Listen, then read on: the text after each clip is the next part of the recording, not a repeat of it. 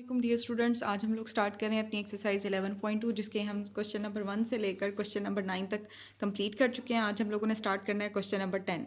Question number 10 है the table given below shows the daily wages of worker in a textile mill grouped into 6 income brackets. हमें उसने एक जो है ना टेक्सटाइल कम मिल है जिसके उसने डेली वेजेस हमें बताए हुए हैं और उसने डिवाइड किया है इनकम को ग्रुप्स में। तो डेली वेजेस है हमारे पास 800 से 1000, 1000 से 1200, 1200 से 1400, 1400 से 1600, 1600 से 1800 और 1800 से 2000। इसके साथ हमें फ्रिक्वेंसी दी हुई है। हमें नज़र आ रहा है कि अगर हमें डाटा में फ्रिक्वेंसी दी हुई है तो इट मीन ये हमारे पास ग्रुप डाटा है। और अगर ग्रुप डाटा है तो फिर अब आपने उसमें फाइंड क्या करना है, calculate the mean, variance and standard aviation of the wages.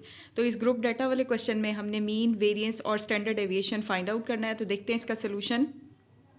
जी, हमें क्लास इंटरवल दिया हुआ है, ठीक है। अब आपने ये देखना है कि हमें क्लास इंटरवल गिवन है या क्लास बाउंड्री गिवन है। तो आपको वो कैसे पता चलेगा कि हमारे पास पिछली फ्रिक्वेंसी और अगली फ्रिक्वेंसी दोनों सेम है। तो इट मीन ये हमें क्लास इंटरवल नहीं, ये हमें क्लास बाउंड्री दी हुई है। फ्रिक्वेंसी हमें गिवन है। अब सबसे पहला काम हमने ये करना है कि यहाँ से हमने निकालना है एक्स, ठीक है। क्योंकि हमने मीन, वेरियंस और स्टैंडर्ड एविएशन निकालना है तो उसके लिए सबसे ज़रूरी चीज़ हमें चाहिए होती है एक्स।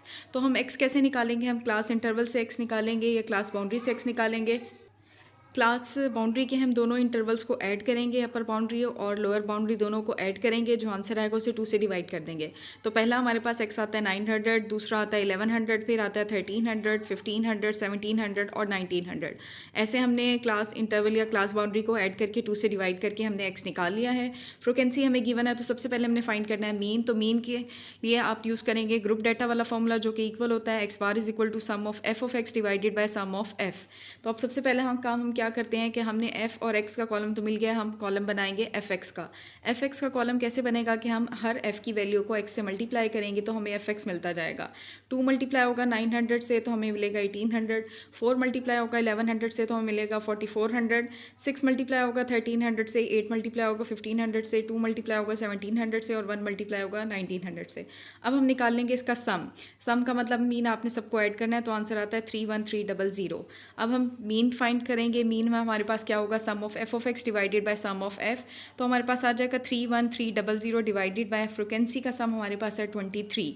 तो मीन हमारे पास आ जाता है 1360.87।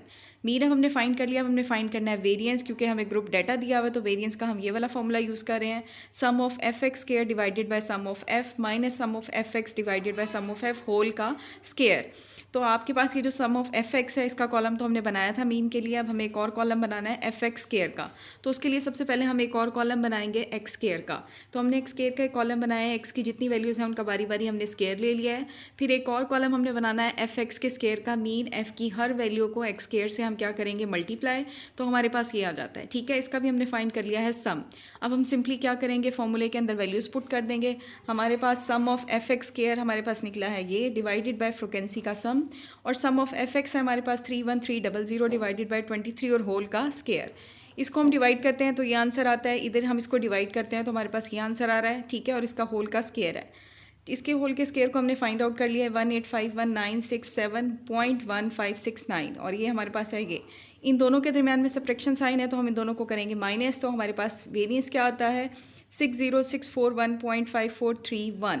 अब हमने फाइंड करना है स्टैंडर्ड एविएशन। तो स्टैंडर्ड एविएशन और वेरिएंस में डिफरेंस सिर्फ किस चीज़ का है कि वेरिएंस के फॉर्मूले में हमारे पास अंडर रूट नहीं होता, लेकिन हमारे पास स्टैंडर्ड एविएशन के फॉर्मूले में सिंपली क्या हो जाता है, अंडर रूट इन्वॉल्व हो जाता है।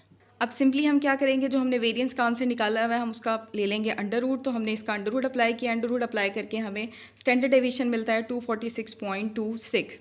तो हमने क्वेश्चन नंबर 10 में मीन, वेरिएंस और स्टैंडर्ड एविएशन फाइंड आउट कर लिया है by using group data formula, ठीक है। तो हमारी एक्सरसाइज 11.2 का क्वेश्चन नंबर 10 कंप्लीट हो गया है। Thank you so much, but don't forget to subscribe the channel for more videos.